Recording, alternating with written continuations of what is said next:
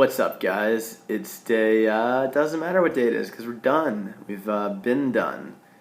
We finished the challenge in 70 days, and yeah, for the last few days, I've, to quote a line from Office Space, done pretty much nothing, and it's been everything that I thought it could be. Uh, Basically spent a couple days in bed cuddling Pooh Bear, making up for some good lost time. And yeah, when I finished the challenge, I think the first thing we did was popped a bottle of Dom, and I put $1,000 on Chris Weidman, and upped the money, I guess. Watched UFC and just hung out with my friends, and it was cool. And then went out for a big dinner a couple days ago.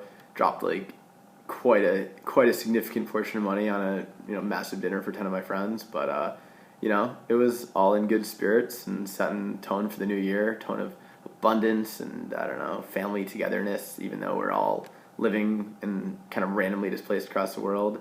Our little poker expat community here in Budapest. It was good. I sat next to Uzi, we cheersed. Yeah, everything worked out pretty well. The 70 days of the challenge, when all is told and tallied with the bet bonus, the SNE bonus, and all that good stuff, we made 70,000. So we made $1,000 a day for 70 days, which is a lot better than losing 100K in the first 70 days of the year. So we'll take it. Pretty happy about the way things worked out.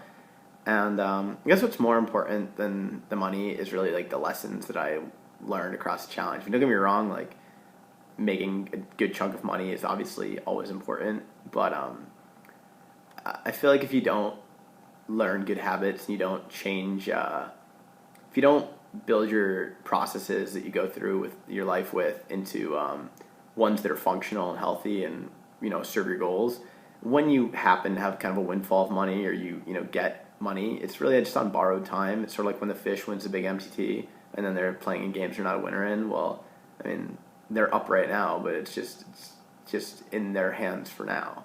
And it's sort of the same. Like if you go through something like what I went through, but I don't learn anything from it, I just kind of go back to being exactly the person I was before I started this, I mean, I'll end up in the same situation again. So it's important, I think, to focus on what lessons I learned. And the first lesson I really learned was how to grind, like how to work friggin' hard.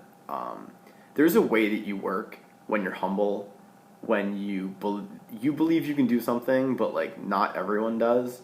And it's not, I don't know, it's sort of like when you start out in a sport or something and you just want to get good at it and you just work really hard. You don't, I don't know, it's never a consideration to stop working hard. It's just, you just work every day, and it's thankless, nobody's patting you on the back. Like you just show up and you take your lumps and you get better. And that's basically what I did for this challenge. I mean, it wasn't a smooth ride. I had a lot of losing days. I had a lot of days I didn't want to do it, and just did it anyway because that's what I had to do. And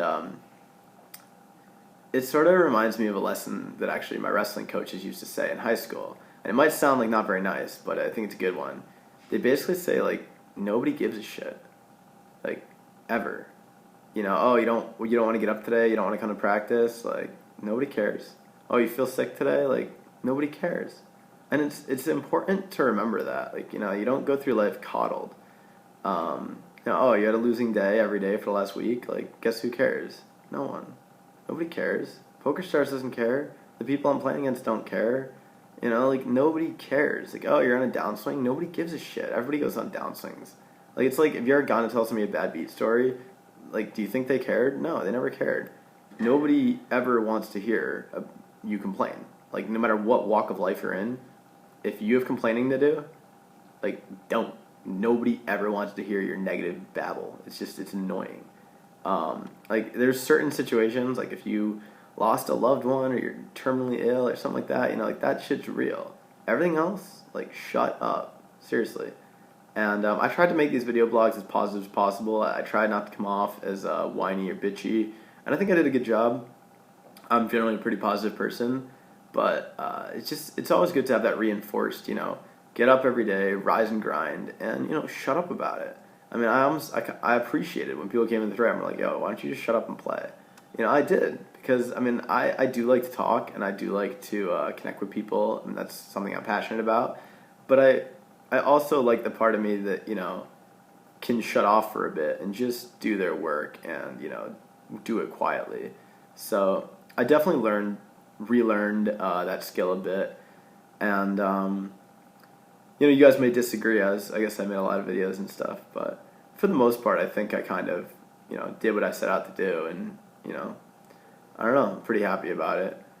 The other thing that got reinforced to me during this challenge is something I thought of over the summer. I think I've mentioned in a blog before, and that's that I'm really, and when I say I mean I think most people are really the source of all their own problems. And that may sound, again, like depressing, but it's not. It's actually really liberating. When you realize that everything that's going on in your life is your fault, like, that's a good thing. If everything that sucked in your life was somebody else's fault, was the world's fault, the universe, like, just unfair, God hates you, well, then there's probably nothing you can do about it. Like, you're just getting dumped on. But if you realize that everything in your life is your fault, everything in your life situation is not the way you want to be. If you hate your job, that's your fault. If you hate your boss, that's your fault. If you don't like where you live, that's your fault. If you wake up every day and you look around and your life's not what you wanted it to be, that's your fault. When you realize that, it doesn't suck. It actually is awesome, because if everything in your life is your fault, well, then if you just change what you were doing, background went out. If you just change what you're doing, then everything can be better, because that would be your fault too.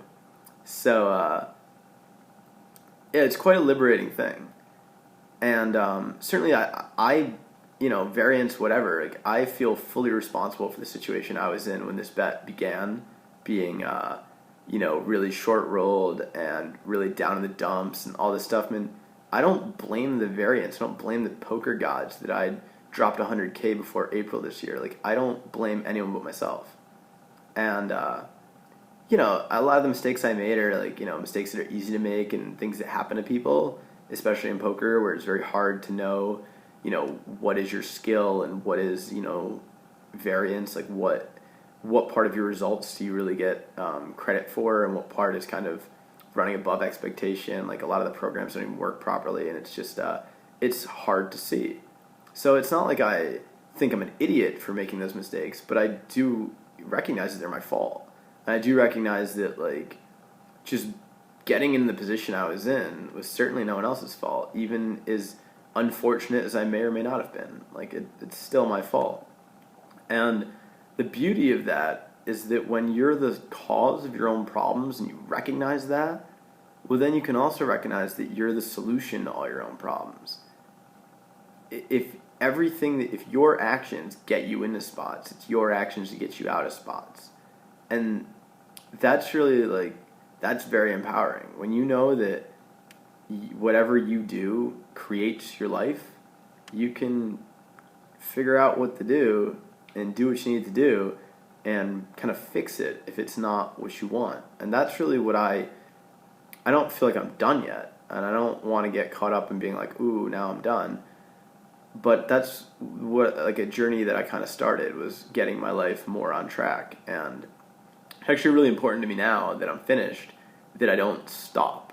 I don't want to just kind of sit and be like, I already feel like I've taken enough time off. I'm ready. Like, I'm hoping to play today and play tomorrow, but just get back to work. I'm having a lot of difficulty actually deciding what I want to do next year, and I'm going to make a new thread, I think, and make a new blog and video about that. But basically I really do want to figure out what I want to do, what my goals are, and get to work. And the only reason it's proving difficult is because I kind of know that whatever I want to do, I can do. Whatever goals I set, I'm going to accomplish. It might not be easy, and it may not be as straightforward and simple as I'll hope for in the beginning. I'm sure there'll be unexpected things along the way, but I know that whatever I set out to do, I'll get there eventually. So it's like, it's hard to pick something because I could do anything, but at the same time, it doesn't really matter what I pick, because just get to work and get going, and if you change your mind later, you can go in a new direction, So I guess I just wanted to thank everyone for all the support along the way. The challenge worked out really well for me, and I hope that it was inspiring for you guys to watch, and you guys will continue to watch whatever I choose to do in the future. So yeah, thanks. And when I say nobody gives a shit and everything's your fault, I'm not being a dick. Just, it's the best thing in the world you could realize, because then you're like, okay, I'm just going to shut up and fix everything. And then you can make life beautiful. So yeah, I encourage you to do that. Happy New Year's, everybody, and best of luck in 2014. Thank you.